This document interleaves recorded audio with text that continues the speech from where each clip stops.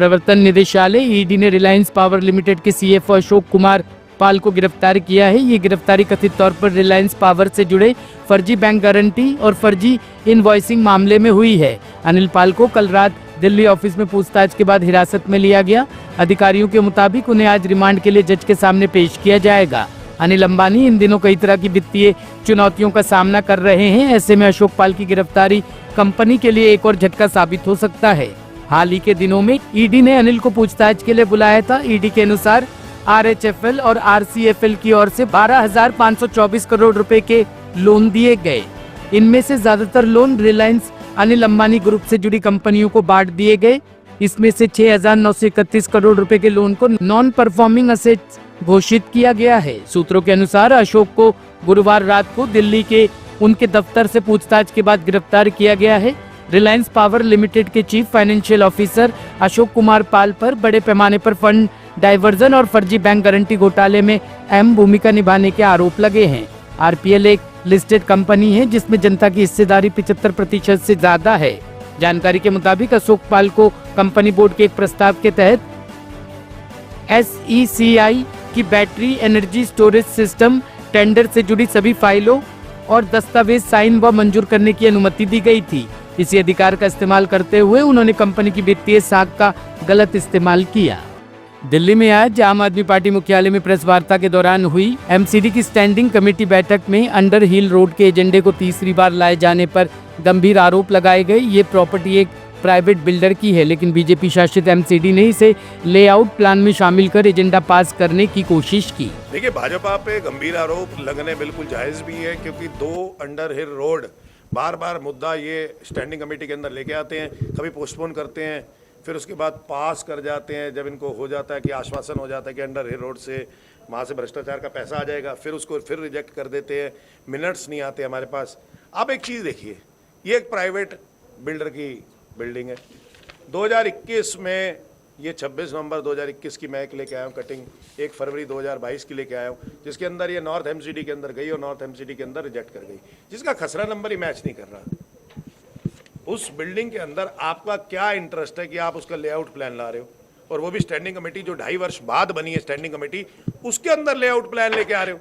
तो ये तो बड़ी अजीब सी बात है कि आपका इंटरेस्ट दिल्ली की जनता को छोड़ के, आपका इंटरेस्ट यहाँ के एमसीडी के कर्मचारियों को छोड़ के, आपका इंटरेस्ट या तो एस्ट्रॉयड शेल्टर्स प्राइवेट लिमिटेड में होता है या फिर अंडर हिल रोड के अंदर होता है।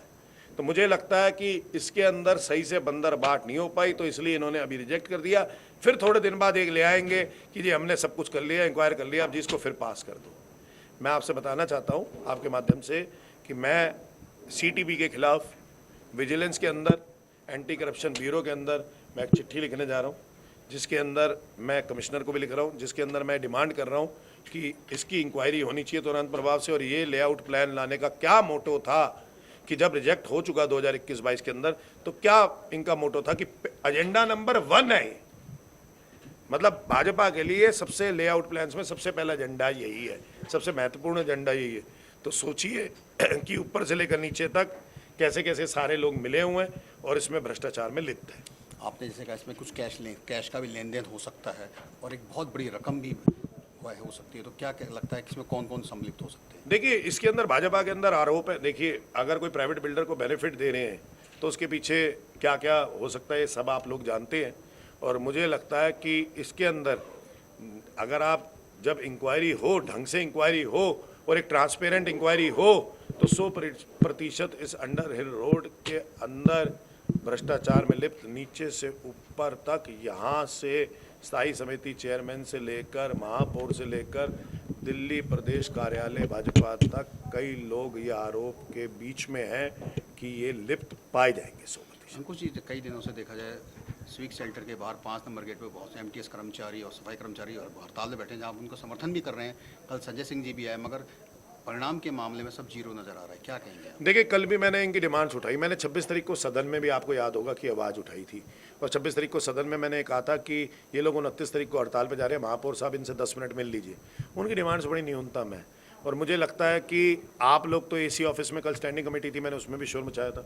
कल आपने देखा कि हमारे राज्यसभा सांसद संजय सिंह जी भी वहाँ पे हड़ताल में आए और उन्होंने भी समर्थन दिया। तो मुझे लगता है जब उनकी डिमांड्स बड़ी जायज़ हैं और कोई दिक्कत नहीं, क्योंकि उनको डीबीसी से एमटीएस कर्मचारी हमने बनाया था। उनकी पहले सैंक्शन पोस्ट नहीं थी, तो इसलिए उनको ये नहीं था कि सबको एक जैसा वेतन दे सकते थे। लेकिन अब तो सैंक्शन पोस्ट हो गई ना, एमटीएस बन गए ना। जब सैंक्शन पोस्ट हो जाती है तो उसका रिजर्व बजट भी होता है। तो अब तो आपको जो उनको मिनिमम पे प्लस वेरिएबल डीए देना पड़ेगा, यानी कि minimum grade pay plus variable DA, वो 27,900 का है। और जो उनकी डिमांड ठीक है, किसी को 14,000 दे रहे हो, किसी को 16,000 दे रहे हो, किसी को 20,000 दे रहे हो, किसी को 22,000 दे रहे हो, किसी को 27,000 दे रहे हो, तो कह रहे 27,900 सबके एक जैसी कर दो।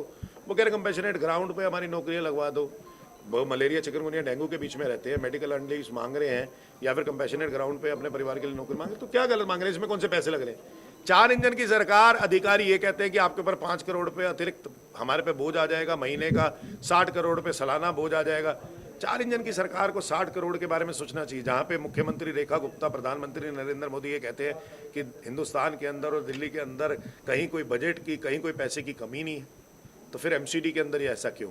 आप ही तो कहते थे 3 इंजन की सरकार आएगी तो दिल्ली के अंदर बड़ी तेजी से विकास चलेगा, विकास बढ़ेगा। एमसीडी में भी हम हैं, दिल्ली सरकार में भी हम हैं, केंद्र सरकार में भी अब हम हैं, हम तेजी से करेंगे। लेकिन ना तो कर्मचारी पक्का हो रहा है, ना कर्मचारी की डिमांड्स पूरी हो रही है। और इसकी जो खामियाजा उठाना पड़ रहा है महापौर के अहंकार की वजह से, जो मिल भी नहीं रहा इनसे, ना कोई भाजपा का नेता मिल रहा है, तो ये अहंकार का खामियाजा दिल्ली की जनता को मलेरिया, चिकनगुनिया और डेंगू के रूप में उठाना पड़ा। उत्तर जिला दिल्ली पुलिस ने बीती रात बवाना दिल्ली में एक हताश और कुख्यात अपराधी को गिरफ्तार किया। आरोपी की पहचान आफ्ताब पुत्र अबरार आलम 22 वर्ष निवासी E73 JJ colony Bawana Delhi के रूप में हुई। आरोपी पहले हत्या, डकैती, छीना झपटी और चोरी सहित 9 मामलों में शामिल पाया गया था और पहले भी जेल जा चुका था। मामले की आगे की जांच जारी है।